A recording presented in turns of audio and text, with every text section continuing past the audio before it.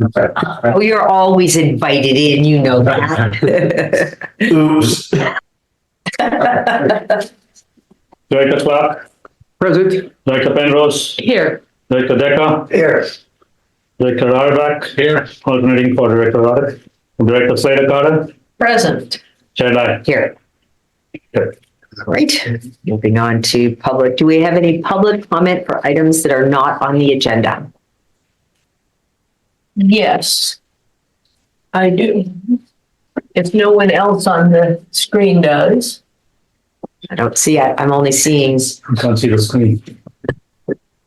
Okay, there we go. I don't see any hands raised for public comment. Okay. okay. Two announcements. One is CSDA, California Special District Association, has put out a notice that CSDA and Cal Cities, or the cities action organization, and the counties are all opposing a potential ballot initiative for November called Initiative 1935. And I think it's a good number for it because it would take our fees and ratepayers back Yeah.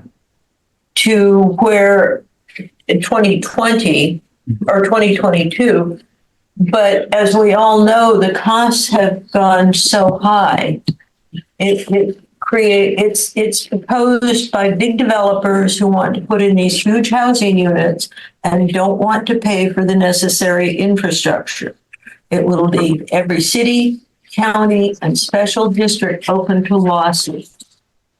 Can we put it on the agenda for the next meeting and take a position on that? I would very much like us to do that. It is in court right now.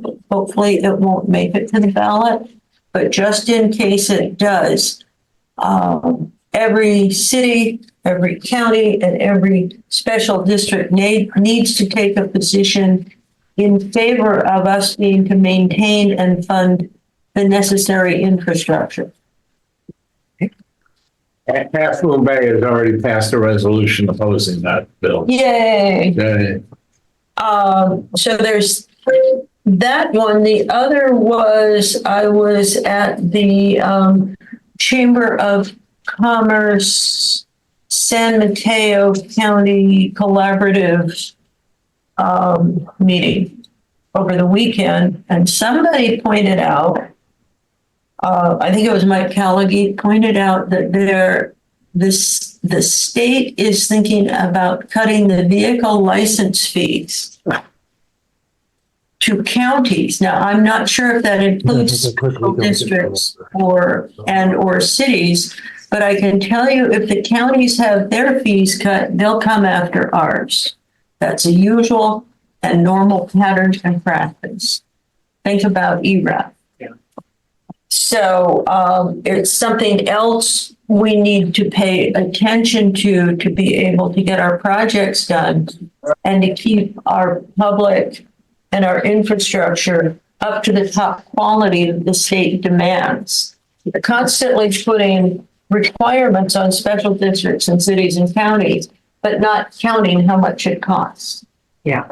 So please pay attention to that too. Diane Pappen out of North County is fighting this, and I think she needs our support. Great. Thank you. Thank you. Anyone else? Anyone on the screen? No, I don't see it. All right. Moving on to the consent agenda. Does anyone want to pull anything from the consent agenda? Can I have a motion? I'll make a motion. Okay, second. Any further discussion? All those in, can we have a roll call? Director Clark, Aye. Director Penrose, Aye. Director Decker, Aye. Director Ryback, Yes. Director Slater Carter, Of course, yes. Chair Lai. Aye. Right, moving on to regular business. Thank you. Review and accept the quarterly financial report for the third quarter of fiscal year 2023-24. We have the staff.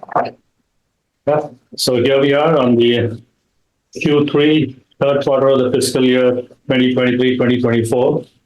This was discussed at the Finance Committee meeting last week on April 18th. The Finance Committee suggested minor changes. Those changes have been incorporated. And we are here, my entire finance team, George Evans, Peter Medina, and Callie, and of course myself are here to answer any questions.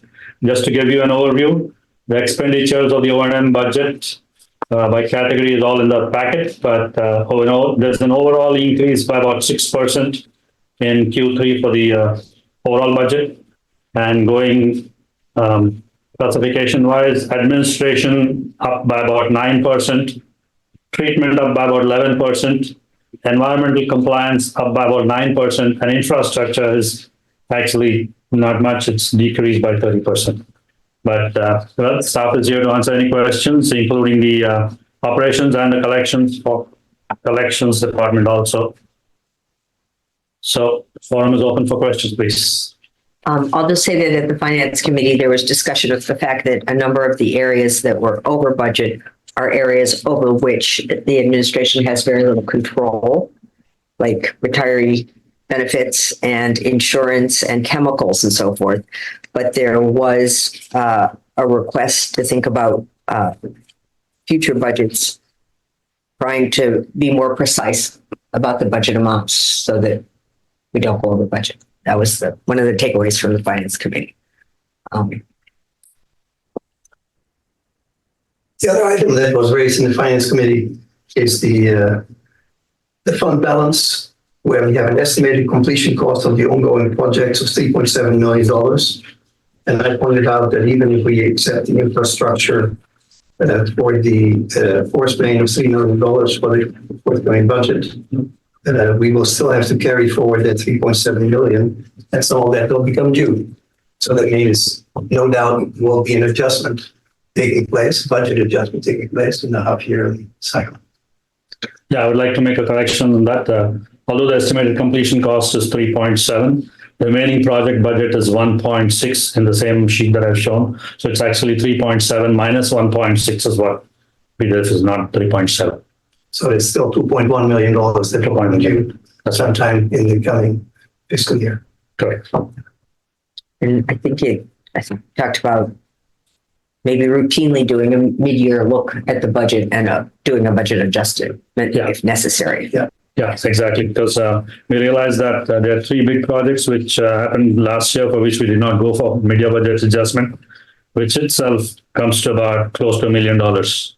That is the bar screen drives, Right. the aeration basin, and the electrical improvements for influent pumps. At that point of time, we discussed it with the member agency managers and informed that although it is above the budget, it's more than the budgeted amount. We did not want to go through a mid-year budget adjustment because we had funds at that point of time, and we gave a little bit of holiday for the member agencies. But nevertheless, moving forward, if we come across anything like that, they'll bring it up. Great. I'm going to make a comment, and that is human nature being what it is in trying to follow directions. If you don't like things being under forecast, then given the instability of the economy and inflation right now, we're going to end up having a huge jump in the perceived budget, even though it will be managed as tightly as possible. And so I'm wondering how we can work with staff to make sure that these things are close.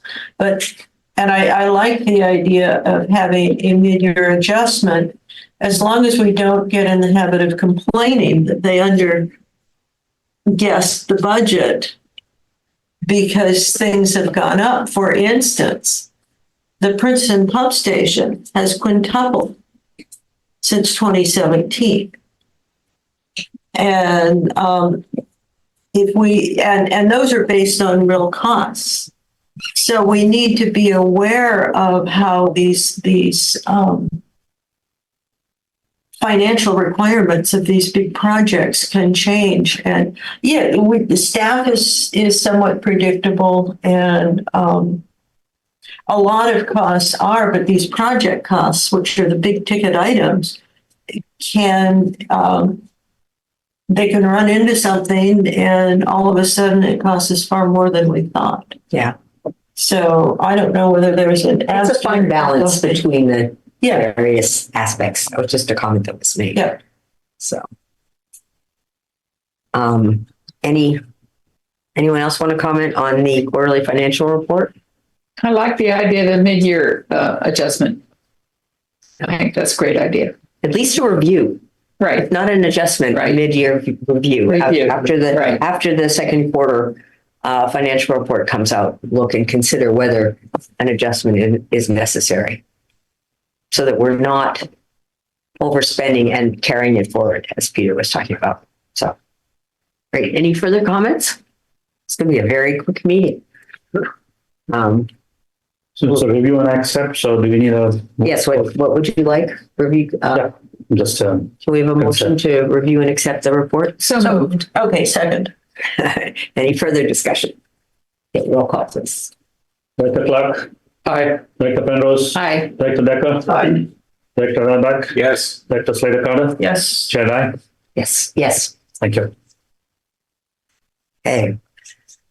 Moving Yeah, on I'd to, just like to say one thing. I really appreciate the work that the finance committee puts in. They seem to be doing a really good, thorough job each time they meet with important issues. So thank you. Peter does, it's great. I have to say, I think this chart is really helpful. yes. It's a big step forward. Okay, anything else? Moving on to general manager's report. Yep, the detailed report is in your packet. We are here to answer any questions, but just to let you guys know, we're having power outage in the Montero area since afternoon. And my crew has been on the field since then, and I believe we just got information that it's going to come back at 2:00 in the morning. Oh, boy. Now, the power at my house is on, Yeah, but that's so it. it must be several. This is Down by 16th Street. Montero Pump Oh, Station. okay, Montero where they're Pump doing Station is that down. Yeah, work. Somebody so as far as posted we are it concerned, for free. as far as we are concerned, it's Montero Pump Station and As Montero and Niagara, Niagara. are the only two of our stations that are affected. I've sent a next door post of a lady who was constantly bugged by these outages and consequently lost her refrigerator and other electrical implements were starting to smoke. And I was wondering, can we file a complaint with PG&E that all of these matters that happened that were described in Tim's report about all the emergencies that we had in Montero were all caused by PG&E outages? Can we complain or file a claim with PG&E about all these outages and the costs that we incur? and we've been complaining, we've been giving them feedback about the problem, but we haven't filed a claim. I'm not sure whether that's a good idea to file a claim because right now the response from PG&E is good enough. When we have a problem, we call them and they come here. I know they should be rubbing them the wrong side because plus we should be putting in so much of efforts to put together staff and file a claim, or the board thinks we should do it. We don't mind doing it. It's worth it. What is the Maybe opinion you of could the ask- board members? Maybe we could ask Jeremy what he thinks the success of that claim would be. Yeah, so, yeah, happy to weigh in a little bit here. I mean, PG&E gets lots of claims, and unlike some agencies, it's questionable whether you really have to file a government claim with a investor-owned utility like PG&E. But that doesn't mean they couldn't take action on it. But it would surprise me if they did, and they would. If you were going to do it, you'd really want to be able to show very specific damages directly attributable to something that they failed to do, which they had an obvious obligation to do. So you could do it, but I'd want to make sure that you had that Sam felt like it had a really tight case showing that the problem directly resulted from something that PG&E failed to do. Yeah, if we agree with Jeremy, if there was an equipment failure or a burnout or anything like that, then fine. But it's hard to justify staff time to any G&D outage. We'll keep track of. And if you lose any equipment or anything like that happens. Jeremy, can I ask you a question? Would it have to be almost something that was negligent or Like if just a piece of equipment failed, like a transformer goes out, which is something that Well, yeah, I mean, that goes to kind of like what's the nature of the injury and what are the potential causes of action. So typically, you would need to have either negligence or willful misconduct, or you'd have some kind of tortious conduct, because it's not like a contract where we have a contract with them where we could sue them for breach of contract. Unless Sam does have a contract with PG&E that they violated, in which case you could sue them for breach of contract. But if you're going to go against them for failing to do something that we think they should have done, that would it would be negligence. Strict liability doesn't really apply. So it's going to be negligence, or if there was any kind of willful or intentional misconduct, that would be your basis for a lawsuit. Thank you. Thank you. All right. Anything further there? I have a question. Yes. It's a definition on page 46. The sentence says Calcon was in early to work on ignition tags for the WIMS system. That's WHIMS. What is that? That's the software which we have. It's supplied by Hawk WIMS, which takes a lot of these process parameters, everything. We're able to put it in one sheet, like an Excel spreadsheet. It gathers a lot of information. It's a database. It's a database of Hawk. It's called WIMS, WHIMS. I don't know what the acronym is for that, but it's Yeah, I thought it might be something like that, but then I thought it would be capitalized, but not. So thank you. You're welcome. And then on page 48, there is a note saying there are new seismic regulations. You might well have some challenges. What exactly is going on there? Oh, that is regarding the effluent pump replacement. Am I right, Tim? That's what we want to project. yeah, I'm trying to find on page 48. It's page 48, yes. And it is about, it's on 3/14/2024. SRT, solid development, etc. Yeah, so that's in regards to the effluent pump station.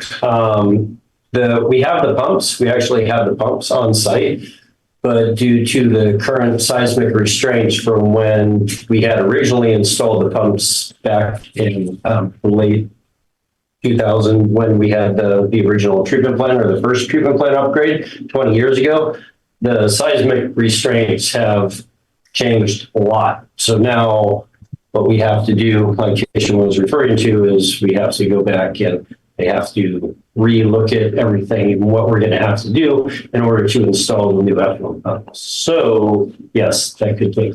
So we have a civil engineer who's done the seismic calculations for the foundation for these new effluent pumps, because it's not like to like.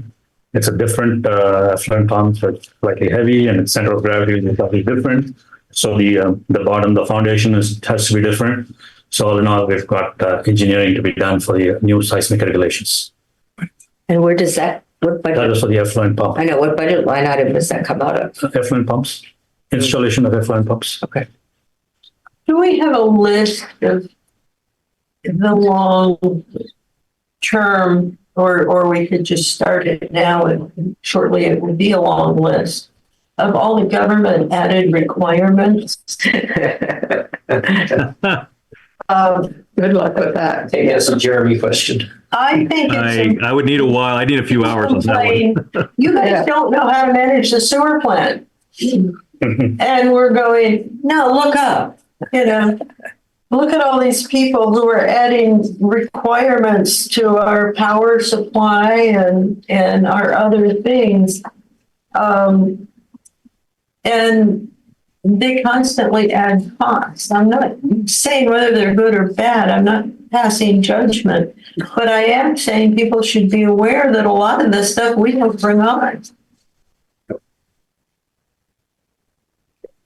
Seismic requirements make sense though, so. yes. I'm not saying any of them don't make sense, but all of a sudden, we've got these additional Right, it's true. fees.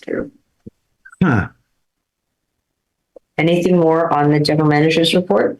No, I'll say. Director's reports? No, attorney's report. I think Jeremy is next to that one. Oh, I skipped the attorney's. course. Attorney's report, Jeremy, sorry. That's okay. And I got some goodies for you folks tonight. So, well, I guess you can decide afterwards whether they're goodies or not.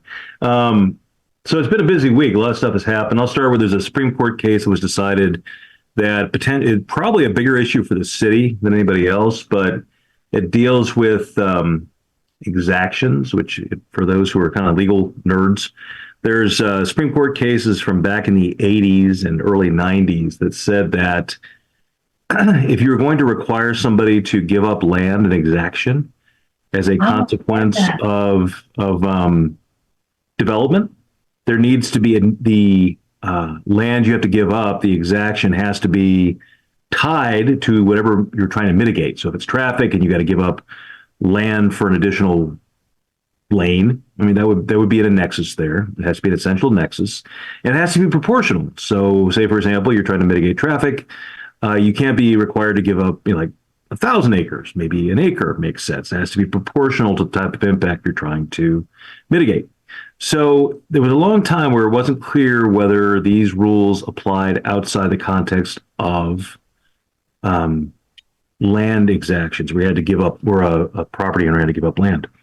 And so this case, Sheets, that was decided by the Supreme Court this week, deals with monetary exactions and fees. So for example, Mr. Sheets, he wanted to build, I think he wanted to put like a double wide on his property, something like that. And the county, this was a California case, came out of California, they required him to pay like $37,000 for traffic mitigation.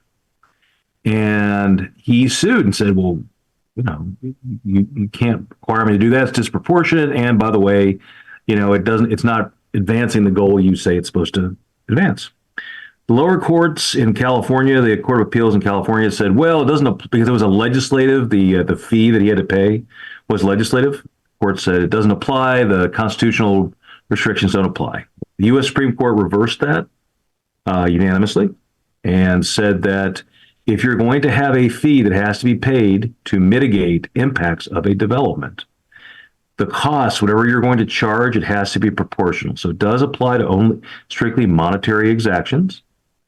And, there has to be the rough proportionality. And so I think a lot of local governments kind of already do this already. I think most try to kind of already comply with having the fees charged for developments being proportional, but it's just another thing to watch and make sure, because it's another area of potential challenge. So it's we haven't had a big takings case for a while, and this is kind of the next step in a series of takings cases.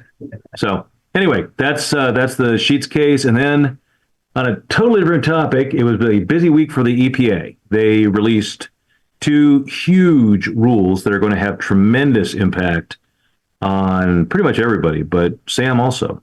And that's they listed PFAS, two different PFAS compounds, as hazardous substances under the CERCLA, the Comprehensive Environmental Response and Liability Act. I'm getting my acronym wrong, but CERCLA it's super fun. That's the big federal cleanup statute.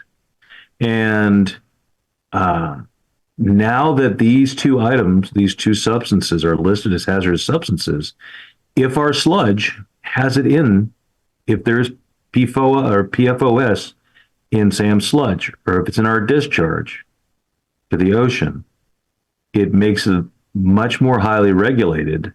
And if there was, there's all sorts of potential liabilities it opens up, but say we disposed of our sludge in a landfill, and that compound is found in a landfill, it's potential that somebody could try to hold Sam and every other person who sent waste to the landfill liable for that. And so it just opens up a whole new front that is very concerning. There was a lot of lobbying by trade associations, including NACWA, AWWA, and of course the California specific trade associations like the League and Aqua. I probably have a couple, CASA in particular, to try to get Congress to pass a safe harbor for water and wastewater agencies. So that if we had nothing to do with putting the PFAS in a waste product, we shouldn't be held liable for it. We didn't put it there. It was there because chemical companies put it in the environment or somebody discharged it, but we just collect everything that comes into the wastewater system. And so that's going to be something to watch going forward. EPA did say with the release of the rule, and it's a final rule, that they will hesitate to go after public agencies who haven't really done anything wrong. But that doesn't stop third parties who are ordered to do cleanups from going after people who didn't do anything wrong, because they're potentially responsible parties. And the universe of potentially responsible parties under CERCLA is pretty broad. So anyway, it's a major development. It's something we're going to have to watch going forward. The other companion action taken by EPA was to set maximum contaminant levels. And this is a drinking water issue, so less of an issue for SAM, but certainly for agencies that have water supply operations. The standards set for PFOA and PFOS and a number of other compounds. There's a number of different maximum contaminant levels that were set. They were set at extremely low levels. I don't remember an MCL being set at such a low level. And so there's going to be some real challenges for a lot of drinking water because it's 4 parts per trillion. So that is orders of magnitude lower than other kinds of maximum contaminant levels. So if you have any, you're basically busting the MCL. And unfortunately, the way that these compounds operate, they're in all sorts of compounds that we previously used in our everyday lives. Scotchgard, Teflon, any number of other different compounds that were made by DuPont and 3M. What's that? Yeah. So and the aqueous firefighting foams, so there's just a lot of it out there, and unfortunately, it bioaccumulates in our bodies. And what happens to stuff that bioaccumulates in our bodies? Where does it ultimately wind up?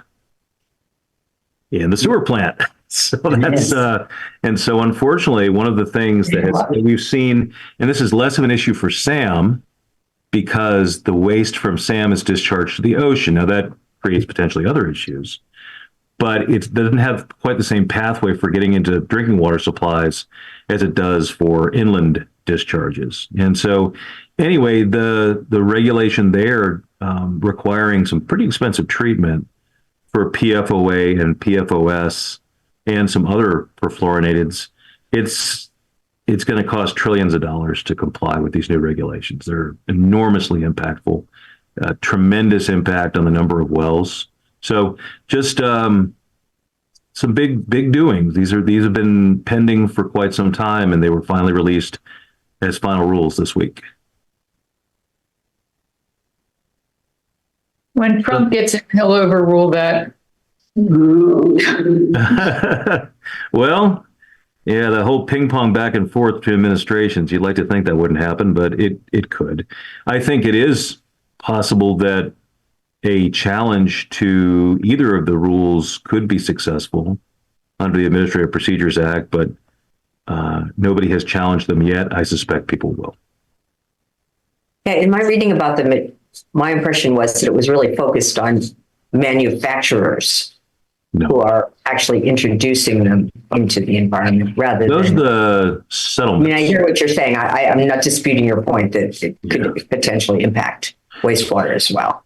Yeah, so there have been some major settlements in the last 2 weeks. The 3M settlement was approved in the multi-district litigation in South Carolina for like $15 billion. The DuPont settlement was settled for approximately $2 billion. So you may have heard about that, and that does deal with exactly what you're describing, Director Dye. It deals with holding the chemical companies that produce the substance themselves responsible as to, and those settlements are specifically focused on water agencies and agencies that produce water. So that is, so you're correct.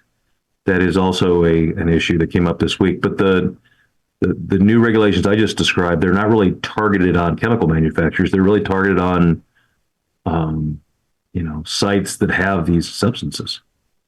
Something I read about it was that level 4 per trillion is the lowest that can be detected. That's And correct.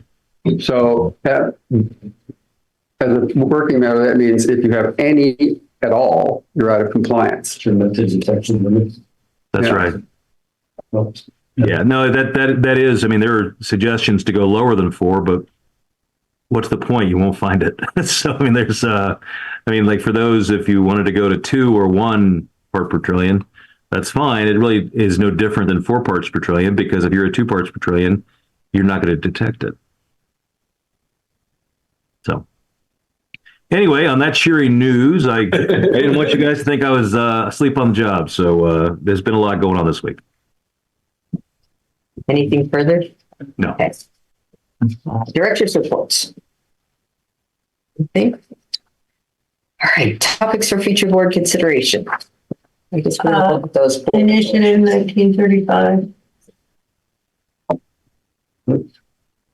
All right, and then there's nothing further. Shall we adjourn to closed session? Yes, we do need a closed session this evening. We have a couple, both a labor and employment one pursuant to Government Code 54957.6, and also pending litigation pursuant to Government Code 54956.9. You.